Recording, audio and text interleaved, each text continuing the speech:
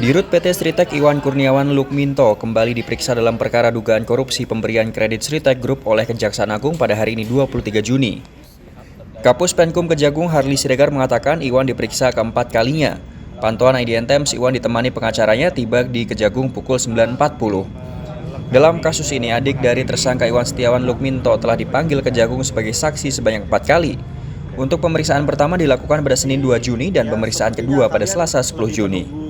Dari sini apa sih Pak yang digali soal tadi pencairan kredit itu kan ada sejumlah bank ya, BRI, BNI itu bagaimana yang digali apa Pak? Ya mereka menanyakan mengenai proses pencairan itu seperti apa. Jadi hanya melihat dari apa itu bagaimana proses itu terjadi pada waktu itu 2020 ya 2021 ya.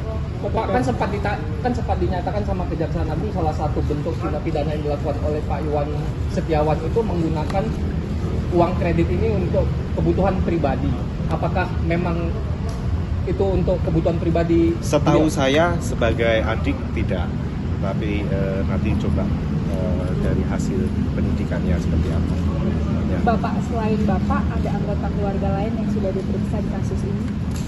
Belum, sementara masih saya saja. Gitu. Pak, tapi kalau dari kredit yang 4 bank itu emang buat operasional anak usaha juga ya Pak? Untuk operasional semuanya kok, untuk operasional Sritek lah. Ya.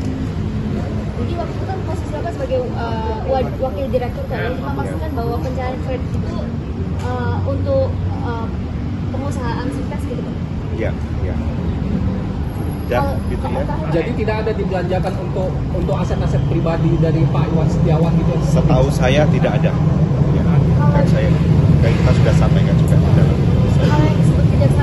Sebelumnya, Komisaris Utama yang dulu menjabat Direktur Utama PT Sri Rejeki Isman Tbk atau Sritek, Iwan Setiawan Lukminto diduga menyalahgunakan kredit yang diberikan oleh bank daerah untuk membayar utang atau membeli tanah.